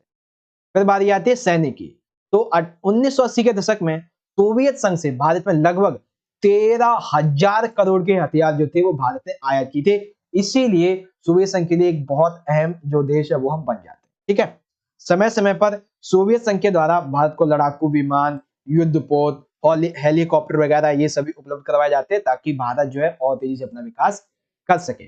ठीक है, उसके बाद सोवियत संघ ने हमेशा से कश्मीर मामले पे संयुक्त राष्ट्र में भारत का समर्थन दिया था। हालांकि अब कश्मीर का मामला तो खत्म ही हो गया है। ठीक है, अनुच्छेद 370 अब तो खत्म ही कर दिया है, अब तो उसको राज्य नहीं बल्कि यूनियन टेरिटरी बना दिया है। ठीक है, यूटी बना दिया उसको बेसिकली। ठीक है, और 1971 का भारत पाकिस्तान जो युद्ध था इसमें भी भारत की मदद की थी, ये सारी की। ठीक है, तो ये कौन से संबंध हो गए? भारत और रूस के बारे में। ठीक, सॉरी, भारत सोवियत संघ के। अब जो संबंध है वो हम देखते हैं भारत और रूस के बारे में। तो भारत और रूस के संबंध में ध्यान से समझेंगे तो हर एक संबंध को। सबसे पहला जो है वो ये लिखेंगे, बोरिस येल्त्सिन की घोषणा। इन्होंने क्या किया था भैया? भारत के रूस के साथ संबंध वैसे ही रहेंगे जैसे भारत के सोवियत संघ के साथ थे। इसी को देखते हुए 2008 में भारत में रूसी वर्ष मनाया गया, यानी कि रूस जब आजाद हुआ था तो उसका वर्ष, और 2009 में जब भारत आजाद हुआ था 15 अगस्त 1947, तो उसका जो दिन होता है 15 अगस्त का, वो वहां पे भारतीय वर्ष मनाया जाता है। ठीक है, रूस में और भारत में रूसी वर्ष मनाया जाता है। ये घोषणा किसने की थी? बोरिस येल्त्सिन ने, जब सोवियत संघ का विघटन हो गया था उसके बाद 1992। अब वही एक पॉइंट सांस्कृतिक वाला आप लिख देंगे। ठीक है ना, ये चीज है। बस आपको क्या करना है, यहाँ पे सोवियत संघ की जगह पे क्या कर देना है? रूस कर देना है। ठीक है, और ये जो गणराज्य है आपको यहाँ पे गणराज्य हटा देना है, बस ये कर देना है रूस के घर घर तक जाने जाते हैं, सिंपल सा। ठीक है, उसके बाद आता है साझा दृष्टिकोण, बहुध्रुवीय विश्व। इसका मतलब क्या हुआ? बेसिकली भारत और रूस जो थे इनका ना एक हमेशा से सपना ये था कि अंतरराष्ट्रीय फलक यानी कि अंतरराष्ट्रीय लेवल पर बहुत सारी शक्तियां मौजूद हों, और साथ ही हर एक संगठन की, हर एक देश की सुरक्षा की सामूहिक जिम्मेदारी होनी चाहिए। अंतरराष्ट्रीय संघर्षों का जो समाधान है वो आसानी से बातचीत के द्वारा किया जाना चाहिए, इनकी शांति बनी रहे, युद्ध वगैरह ना हो। इन दोनों का एक ही दृष्टिकोण था। ये चाहते थे कि हर एक देश की अपनी विदेश नीति हो और संयुक्त राष्ट्र जैसी बड़ी बड़ी संस्थाएं हो जो कि ये फैसले करें कैसे संस्थाओं को मजबूत करना है, लोकतांत्रिक और शक्ति संपन्न सरकार कैसे बनानी है, कैसे लोगों को उनको उनके अधिकारों को याद दिलाना है, कैसे उनके अधिकारों को दिलाना है, उनके देशों को आर्थिक विकास कैसे करना है। तो इस संबंध में इन सभी की जो सोच थी, किन सभी की? भारत और रूस की एक जैसी थी। ठीक, फिर आ जाता है व्यापार। तो भारत रूस के लिए अधिकांश सैनिक साजो सामान और हथियारों के मामले में दूसरा सबसे बड़ा खरीदार माना जाता है। याद रखें इस बात को। ठीक है, दूसरा सबसे बड़ा खरीदार सैन्य साजो सामान के बारे में, हथियारों के बारे में कौन है? इंडिया है। किसका? रूस का। ये आपके 4 पॉइंट हो गए। इस संबंध में 1-2 पॉइंट और आ जाएंगे, जिसमें आ जाता है सबसे पहला सहायता। बेसिकली कश्मीर मामले में, ऊर्जा आपूर्ति के मामले में, अंतरराष्ट्रीय आतंकवाद से संबंधित सूचनाओं के आदान प्रदान के मामले में, ठीक है, पश्चिमी एशिया में पहुंच बनाने के मामले में, चीन के साथ अपने संबंधों को संतुलित बनाने के मामले में हमेशा से भारत और रूस के जो संबंध थे इसने बहुत ज्यादा मदद की है। ठीक है, अगर हम देखें तो भारत में तेल का जो अधिकतर आयात होता है वो कहां से किया जाता है? रूस से किया जाता है। 2001 के भारत रूस सामरिक समझौते के अंग के रूप में भारत और रूस के बीच में 80 द्विपक्षीय दस्तावेज पर हस्ताक्षर हुए, यानी कि 80 द्विपक्षीय, यानी कि 80 बातों पर हस्ताक्षर हुए कि हम इस तरीके से इस वस्तु का ऐसे व्यापार करेंगे। ठीक है, 80 तरीके का। साथ ही भारत और रूस विभिन्न वैज्ञानिक परियोजनाओं में साझेदार हैं, जैसे कि परमाणु योजना, भारत के अंतरिक्ष उद्योगों में भी जरूरत के वक्त रॉकेट देकर इसने मदद की थी, तो ये सारी चीज में आ जाती है। ठीक है, ओके। तो भारत और रूस के संबंध आपको समझ में आ गया भाई। क्या क्या लिखेंगे भारत रूस के संबंध में? बोरिस येल्त्सिन की घोषणा, सांस्कृतिक साझा बौद्धिक दृष्टिकोण। अब ये जो पॉइंट है ना बच्चों, ये आपसे 4 मार्क्स में अलग से पूछा जा सकता है, तो याद कर लेना इस बात को। व्यापार, और उसके बाद में आ जाता है सहायता वगैरह, तेल का या सामरिक समझौता, ये सारी चीजें। ओके, तो 8 मिनट लगे, हमने इस पॉइंट को कवर कर लिया है। और अब इन्हीं को हम इंग्लिश में देख लेते हैं। तो इंग्लिश में देखेंगे भाई कि prove that India had good relation with the Soviet union and it's successor. तो यहाँ पे सबसे पहले सोवियत यूनियन के साथ में कैसे थे? तो कल्चरल, ठीक है, और इकोनॉमिक ट्रेड लेवल पे, एंड उसके बाद में यहाँ पे आ जाता है स्पेस के बारे में, सोल्जर्स के बारे में, ठीक है, या फिर सैनिक के बारे में, ठीक है, सपोर्ट इंडिया, हेल्प इंडिया, ये सारी चीजें आ जाती है इसमें। ओके, देन यहाँ पे आगे जो है वो आ जाता है कि इंडिया एंड रशिया रिलेशन कैसे थे? तो भाई बोरिस येल्त्सिन की घोषणा लिखेंगे आप। कल्चर कैसे थे ये भी लिखेंगे, कल्चर वाला आप जो है सोवियत संघ में भी लिख देंगे। ठीक है, स्टेट विजन मल्टीपोलर वर्ल्ड के संबंध में इनका विजन क्या था, ट्रेड कैसा था, उसके बारे में लिखेंगे। उसके बाद में इन्होंने जो हेल्प की थी, और बाकी के अनदर जो पॉइंट है इंडिया एंड रशिया रिलेशन के बारे में, वो भी आप यहाँ से इजिली इन्हें रीड आउट कर सकते हैं। ठीक है बच्चों, चलिए।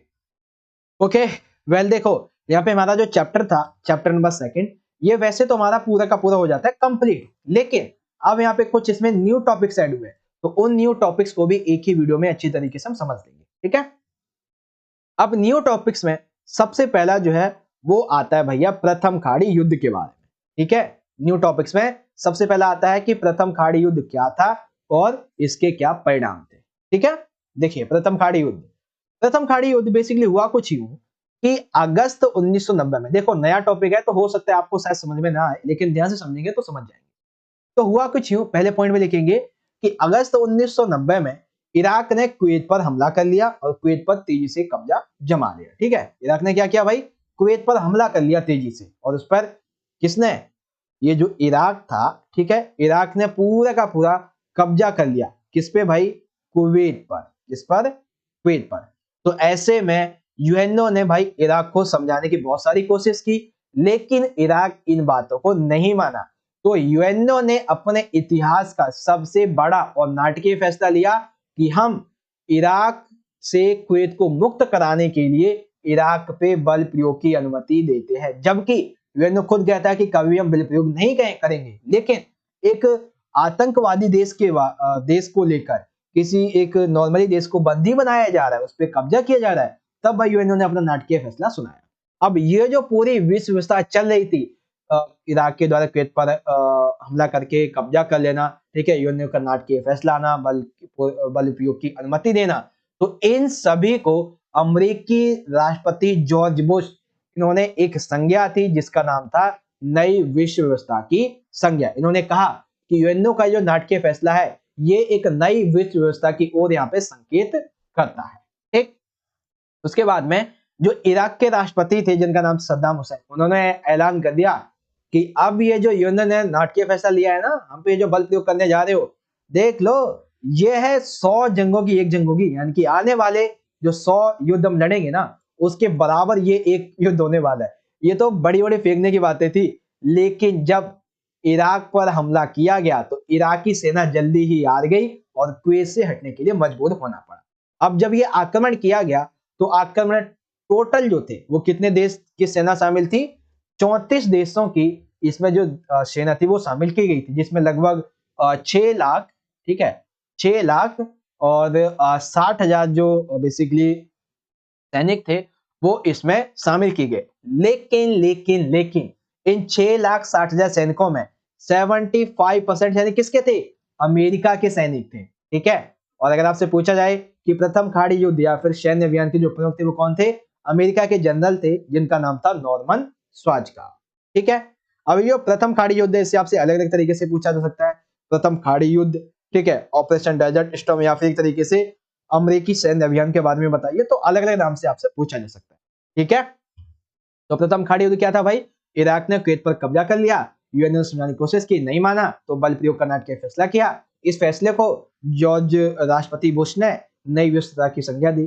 तो जब ये पूरा काम चल ही रहा था, तो इराक के राष्ट्रपति सद्दाम हुसैन ने कहा, आ जाओ लड़ लो हमसे, ये 100 जंगों की एक जंग होगी। लेकिन जब युद्ध हुआ तो इराकी सेना जल्दी ही हार गई। 34 देशों की सेना थी, 6,60,000 सैनिक थे, लेकिन यहाँ पे देखा जाए तो 65% जो सेना थी वो अमेरिका की थी।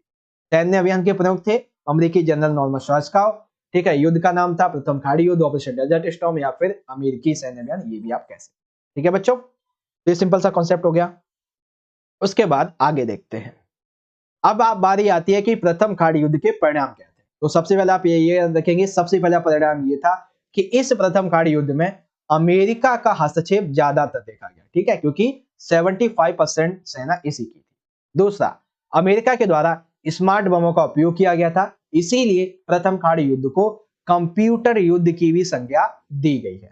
ठीक, कंप्यूटर युद्ध की संज्ञा दी गई है अमेरिका के द्वारा स्मार्ट बमों के उपयोग की वजह से। इस जंग में देखो, चाहे युद्ध कभी भी हो, भारत पाकिस्तान चाइना, किसी के साथ में युद्ध हो, हमेशा जो बेसिकली क्या होता है कि एक सेकेंड, हाँ, जो नुकसान होता है वो सभी को होता है। ठीक है, चाहे अमेरिका हो या फिर इराकी सेना हो, सभी को, सैनिक लेवल पे और आम जनता के लेवल पे सभी को क्या हुआ था? नुकसान हुआ था। जनता सरकार का विरोध कर रही थी क्योंकि यहाँ पे मानवाधिकारों का उल्लंघन किया जा रहा था। अब देखो, अभी के टाइम पे आप देखेंगे तो यूक्रेन, ठीक है, यूक्रेन और जो रशिया है, इसका आपस में क्या चल रहा है? एक शीत युद्ध चल रहा है। ठीक है, तो युद्ध का लाइव प्रसारण यानी कि वीडियो गेम वार के रूप में युद्ध का लाइव प्रसारण किया गया। सबसे बड़ा परिणाम यह था भाई कि अमेरिका ने इस युद्ध में मुनाफा कमाया। आप ये कहेंगे भाई 75% इनकी सेना थी, तो मुनाफा कैसे कमा लिया? इनको तो नुकसान होना चाहिए। बेसिकली मुनाफा ऐसे कमाया कि अमेरिका ने इस युद्ध में जितनी रकम खर्च की थी, उससे कहीं ज्यादा रकम अमेरिका को जर्मनी ने, जापान ने, सऊदी अरेबिया ऐसे देशों से मिली थी, ताकि वो कुवैत को जल्दी से जल्दी छुड़वा सके। ठीक है, तो अमेरिका ने इसमें बहुत ही ज्यादा मुनाफा कमाया। ओके, तो प्रथम खाड़ी युद्ध का क्या यहाँ पे प्रोसेस था, वो कैसे शुरू हुआ, कैसे खत्म हुआ, कैसे सेना वगैरह, सारी बातें आप समझ गए। उसके बाद में इसके क्या क्या परिणाम निकलते हैं ये भी समझ गए। अब बारी आती है कि इसको इंग्लिश में समझने। तो what was the first gulf war and right it's results.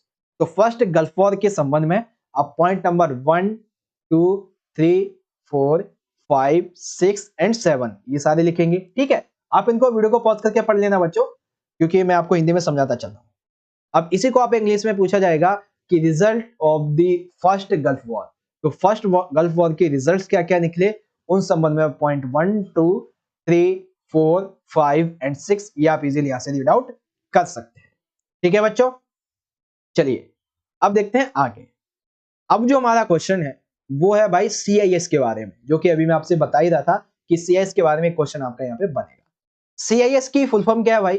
तो CIS की फुल फॉर्म है स्वतंत्र राष्ट्रों का राष्ट्रकुल, यानी कि Commonwealth of independent states, CIS। ठीक है ना, मैंने देखो हिंदी इंग्लिश सभी में बता दिया। इंग्लिश में बोलते हैं Commonwealth of independent states, Hindi में बोलते हैं स्वतंत्र राष्ट्रों का राष्ट्रकुल। ध्यान से समझिएगा। बेसिकली USSR का जब विघटन हुआ 1991 में, तो उसके बाद में फिर इसकी स्थापना की गई। अब इसमें जो थे वो शुरुआती तौर पे 12 देश शामिल थे। ठीक है, शुरुआती दौर में, एक सेकेंड, नहीं, वर्तमान में भी देखा जाए तो इसमें टोटल जो है वो 12 देश शामिल हैं, जिसमें रूस और बेलारूस ये वे राज्य थे, वे देश थे जिन्होंने CIS की स्थापना की थी। ठीक है, तो संस्थापक राज्य कौन से थे CIS के? रूस, बेलारूस और यूक्रेन। आपसे पूछा जाएगा कि CIS का मुख्यालय कहां पे है, तो CIS का मुख्यालय कहां पे है बच्चों? मिन्स्क, बेलारूस में। ओके, CIS अपना कार्य कैसे करती है? तो CIS का अपना खुद का एक चार्टर है, उसी के आधार पर अपनी गतिविधियां करता है। ठीक है, टोटल 12 देश शामिल है, रूस, बेलारूस, यूक्रेन, चौथा अर्मेनिया, पांचवा कजाकिस्तान, छठा तुर्कमेनिस्तान, सातवां ताजिकिस्तान, आठवां उज्बेकिस्तान, नौवां है अजरबैजान, 10वां है किर्गिस्तान और 11वां है मोल्दोवा, और एक शायद यहाँ पे मिस हो गया मुझसे। ठीक है, बाकी वैसे एक मिस हो गया है, टोटल जो वो 12 देश, 12 कंट्रीज यहाँ पे शामिल है। ठीक है, स्थापना, संस्थापक राज्य, मुख्यालय, कार्य और वर्तमान सदस्य, आज आप समझ गए। ये हो गया CIS के बारे में, जब सोवियत संघ का विघटन होता है।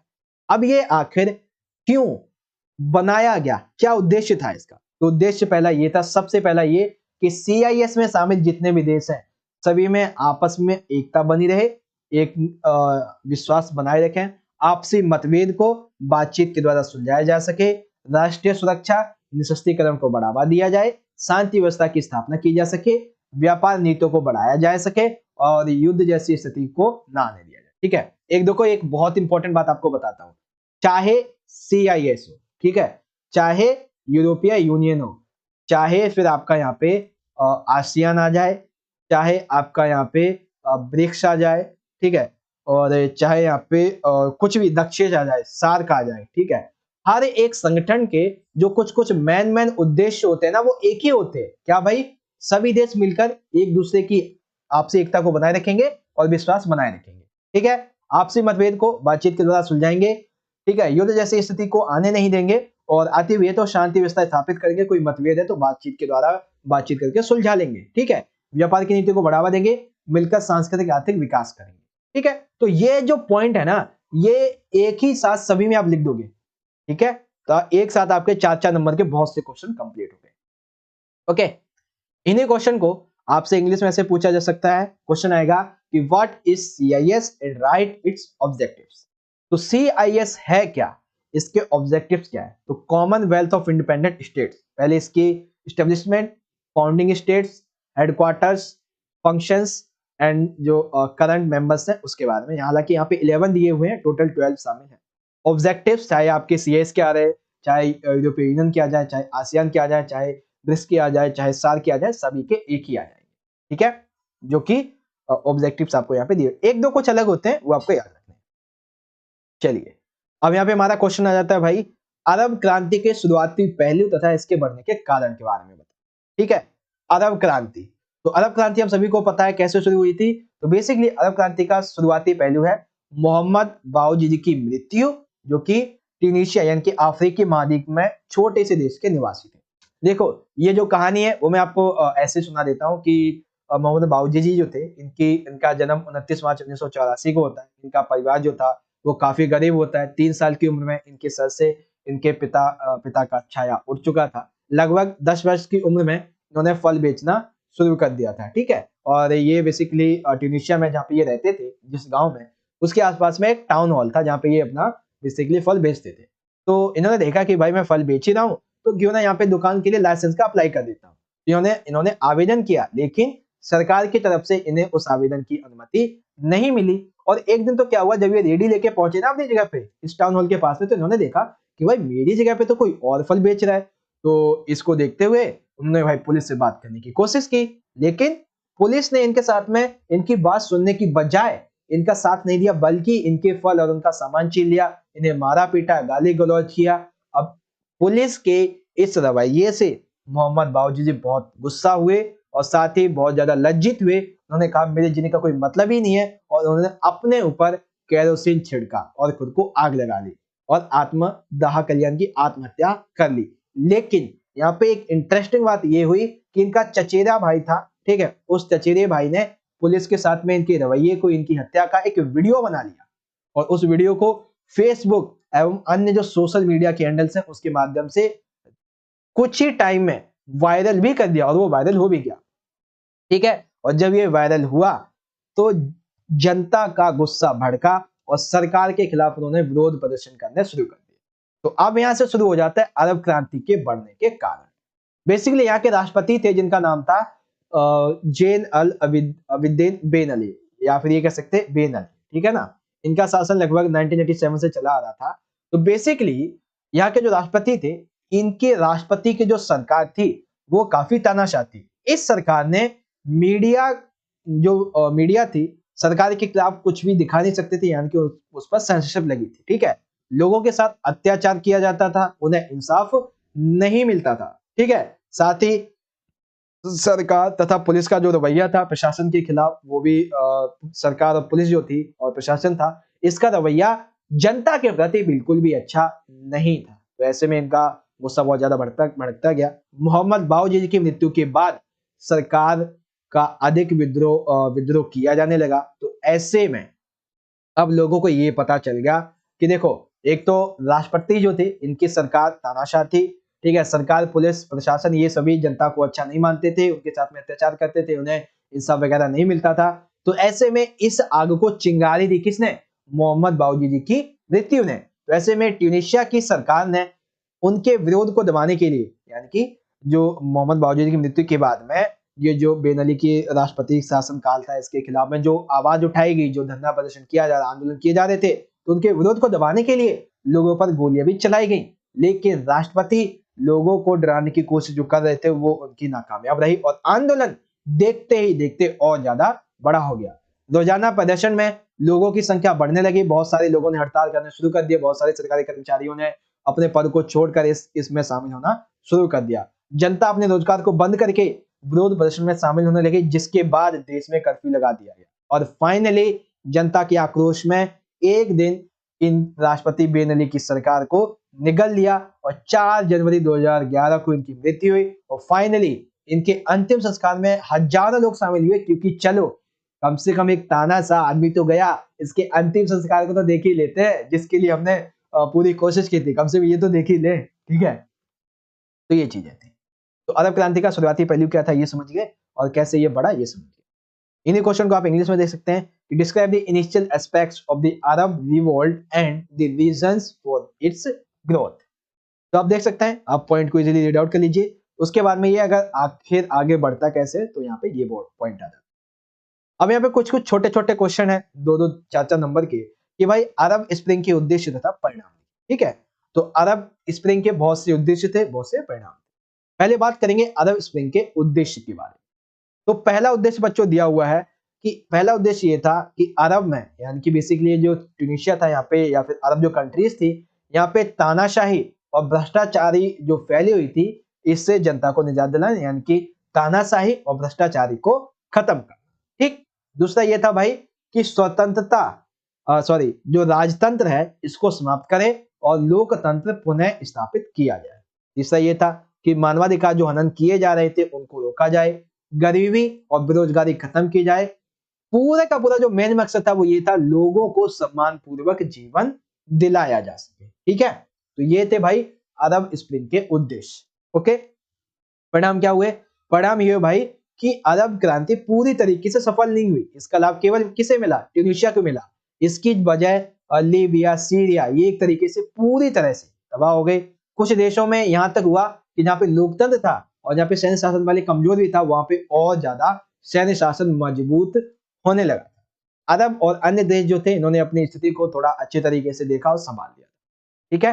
तो अरब क्रांति के उद्देश्य और परिणाम। उद्देश्य, तानाशाही भ्रष्टाचार को समाप्त करो, राजतंत्र समाप्त करो, मानवाधिकार हननों को रोको, गरीबी बेरोजगारी खत्म करो, लोगों को सम्मानपूर्वक जीवन प्रदान करो।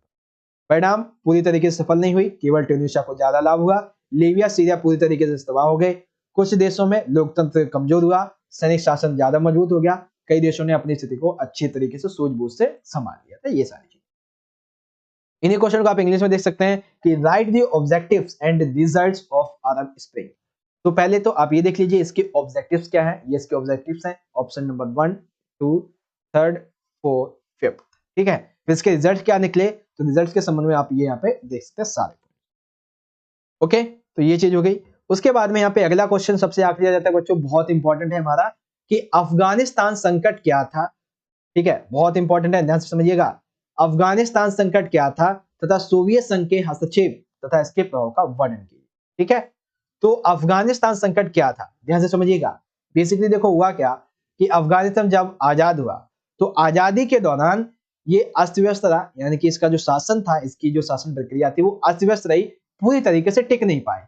फिर यहाँ पे एक राजा आया जिसका नाम था राजा मोहम्मद जाहिर शाह।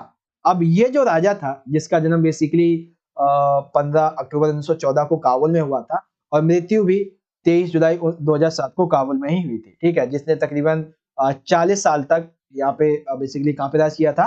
अफगानिस्तान में। तो याद क्या क्या रखेंगे? पहले ये याद रखेंगे कि आजादी के बाद अफगानिस्तान में जो शासन था वो अच्छा नहीं था, अस्त व्यवस्था टिक नहीं पा रहा था, ठीक है। तो इस संबंध में राजा मोहम्मद जाहिर शाह यहाँ पे नेतृत्व में आए, ठीक है। 1933 में इन्होंने बागडोर संभाली। ये यहाँ पे कुछ सुधार करना चाहते थे, जैसे कि महिलाओं को शिक्षा दिलाना चाहते थे, जनता को राजनीतिक अधिकार दिलाना चाहते थे, चुनावी प्रक्रिया में सुधार करना चाहते थे। तो ऐसे में इनकी इन बातों को देखते हुए जनता, अन्य जो पार्टी थी, वो इनका विरोध करने लगी। तो यहाँ पे क्या हुआ भाई, एक टाइम पे जब ये अफगानिस्तान में नहीं थे तो तख्ता पलट हो गया। ठीक है, इनके परिवार से जिनका नाम था दाऊद खान, इन्होंने सत्ता हथिया ली 1973 में। और जब सत्ता हथियाई तो ये ज्यादा देर टिक नहीं पाए, यहाँ पे एक नई पार्टी आ गई, कम्युनिस्ट पार्टी। तो 1978 में इस पार्टी ने शासन अपना करना शुरू किया और इसने सुधार किए, इसने विरोध भी किया। पार्टी ने जमीन से संबंधित कुछ सुधार करने चाहे, जिसका विरोध वहां की जनता ने किया और विरोध और संघर्ष फिर धीरे धीरे बढ़ने लगा।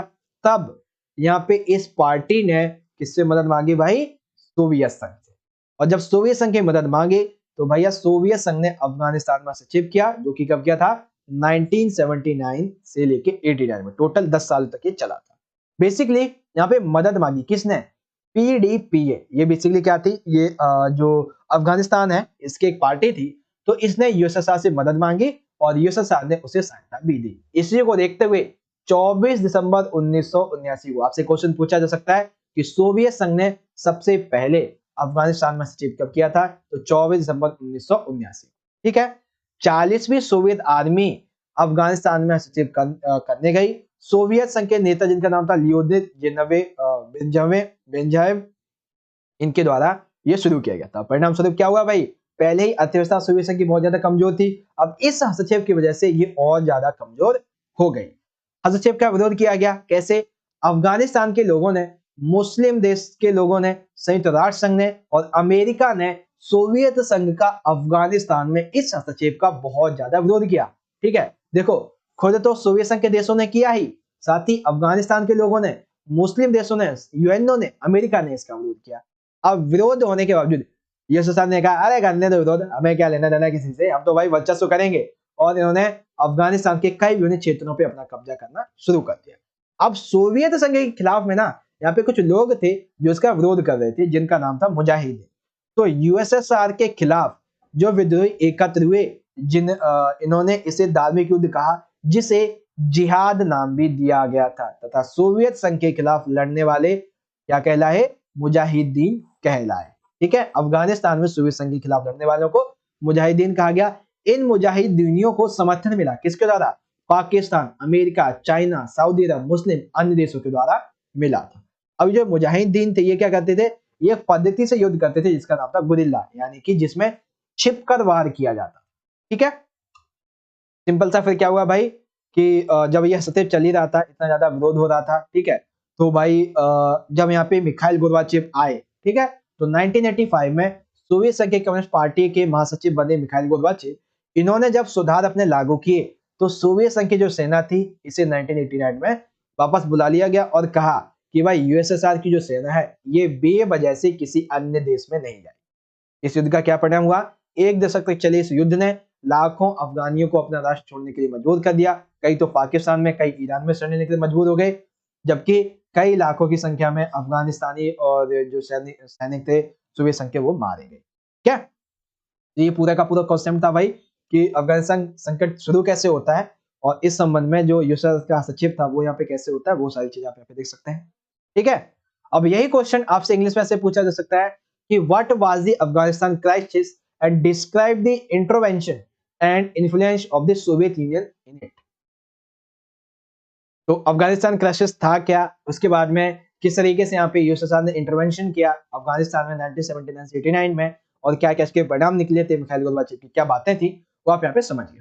ठीक है बच्चों, देखो भाई यहाँ पे मैं बस आपसे एक ही चीज कहना चाहूंगा कि आपका ये जो पूरा का पूरा चैप्टर नंबर 2 था, इसे बनाने में मुझे पूरा का पूरा 1.5 घंटा लग गया। ठीक है, और लगातार 1.5 घंटा बोलना, और उस एनर्जी के साथ में अगर आप देखोगे तो मैंने आपके लिए अराउंड जो है एक फिजिकल का 1 घंटे का वीडियो, एक 11th का 1 घंटे का वीडियो, और पॉलिटिकल का ये आपका 1 घंटा 30 मिनट का वीडियो, यानी कि टोटल जो है तकरीबन 4 से 4.5 घंटे लगे मेरे को बनाने के लिए। तो मैं बस आपसे एक ही चीज करना चाहूंगा गाइस, देखो यदि आपको वीडियो अच्छा लगा हो तो बस आप एक काम कीजिए, ज्यादा से ज्यादा लाइक कीजिए, पहला काम। दूसरा काम, अपने दोस्तों के साथ में भाई जितना हो सके शेयर कर दो, ताकि भाई मेहनत हमारी भी रंग लाए, हम आपके लिए जो मेहनत कर रहे हैं ये रंग लाए, और जो लोग हैं उन तक ये पहुंच सके वीडियो। ठीक है ना, आप जितना हो सके वीडियो को लाइक जरूर कर दीजिएगा, ठीक है। शेयर तो कर ही देंगे, मुझे पता है, क्योंकि आपको अच्छा लगा ही होगा। और आप यदि चैनल पे बच्चों पहली बार आ गए हैं तो चैनल को सब्सक्राइब अवश्य कीजिएगा ऐसे इंपॉर्टेंट वीडियोस के लिए। बाकी कमेंट बॉक्स में सभी बच्चे अपनी राय देके जरूर जाइएगा कि आपको चैप्टर कैसा लगा, समझ में आया या नहीं। बाकी मिलते हैं आपसे अगली वीडियो में, ताकि मतलब बाद में मिलेंगे। तब तक के लिए आप पढ़ते रहिए, अपना ख्याल रखिएगा। धन्यवाद। जय हिंद, वंदे मातरम।